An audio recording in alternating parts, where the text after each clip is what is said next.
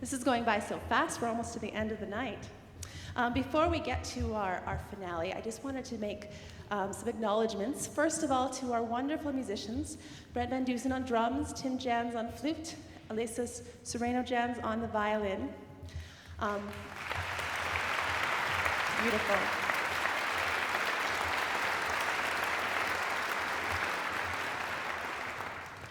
And of course, our accompanists, Susan Woodward, Alena Naumchyk, and Esther Woelfle.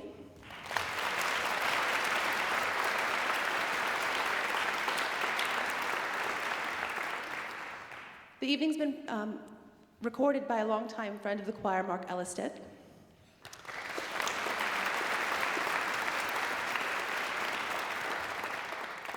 Randy Dickman for programs and posters, as she's done many times over the years.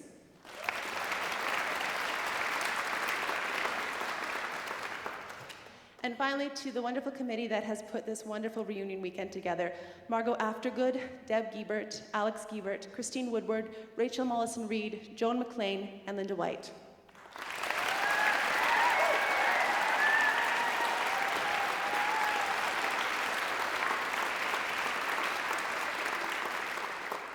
And of course, we couldn't finish this night without saying a few special words about Linda White. Linda White has been the cornerstone of the Calgary Children's Choir for the last 25 years. And I'd like to invite Katie McLean and Olivia Aftergood forward to say a few words about Linda.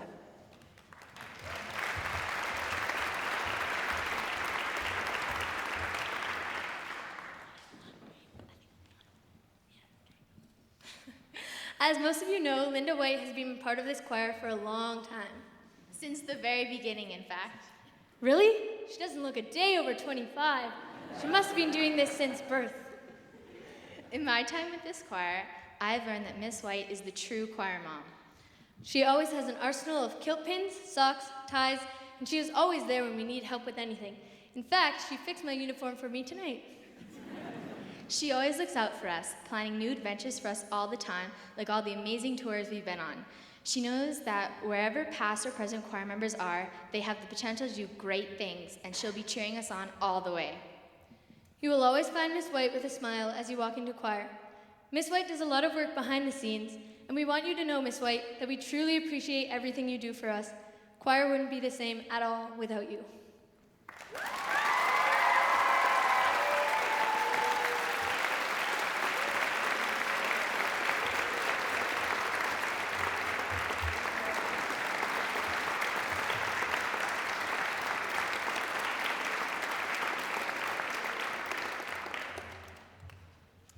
As we mentioned earlier, that none of us would be here had it not been for the vision of Rosemaria Sherban. The last 25 years have meant so much, I know, to so many of us. We have so many memories that we hold so dear to our hearts, and honestly, none of those would be possible without Rosemary. So the last word, fittingly, will go to her. Thank you. I will make this brief. You've been a wonderful audience. I was asked by Marni to tell you why the children's choir came to be.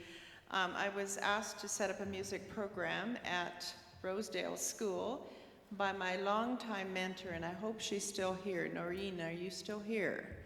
Noreen Inkster there she is, she's back there. Noreen, please stand. We met in 1966. She's been a longtime mentor. And she saw, thank you, Noreen, and she saw that I would set up a music program at Rosedale School. At that time, I think the grade 5 class numbered 15. It was a very tiny school, but my goodness, were they talented. And before long, we had a prize-winning choir that competed nationally in 19 and under, but all the children were grade 6 and younger. And the moment of teaching was when I had the grade 6 class sing a triad. And there was a little girl in that class I'll remember forever and ever. Her name was Jenny Conway. And she got tears in her eyes and she said, "That is just beautiful." And I had set up Mount Royal. It was, even in 25 years ago, it was hard to get from this area from anywhere in the Northwest to the Southwest. That was 25 years ago. It's impossible now, I hear. And so I had this idea that I would set up another children's choir, but this time I would do it as I wanted it done, because the other one kind of happened. It wasn't organized. So the first thing I asked for, and I'll say this again, Linda, I told the children about this, or the choristers yesterday, I asked for the most organized, even-tempered, diplomatic parent in the neighborhood, and about 3 people said Linda White. And I can't say enough.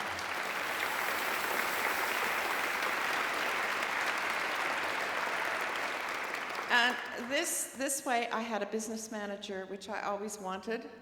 I had, and then the word spread. And the Calgary Children's was also organized because in that process with Mount Royal, I also learned that I had a teenage daughter, and she wanted to dance, she wanted to do speech arts, and basically I wanted to make this choir user-friendly for children.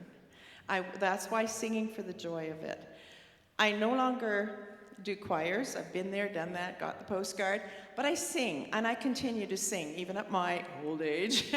And I hope for all these people, it will be a lifelong learning experience, but my greatest delight, and I have to admit this, is that one of the very first choristers I ever taught in 1978 has 2 daughters in this choir. And I was just moved to tears the other day when we were reminiscing about that. And to me, that's what it's all about. It's singing and the passion for singing. I grew up a Ukrainian. We sang all the time. And I just couldn't imagine a life without singing. So, we're going to do Streets of London. You people know this song. When you feel like it, I hope Jeff Carley is here because it's one of his favorites. I hope that you feel free, if you know any part of it, join in. And we have a very special surprise soloist that you will see a little later. There's a solo in here. How do you choose from these marvelous children? Or marvelous young people, young women. Oh my goodness, I'm really aging myself here. They're all younger than I am, so they're kids. But so we decided that there was a soloist in this group that nobody would quibble with. Nobody would be upset if we gave the solo to that person. So you will see who it is. Surprise.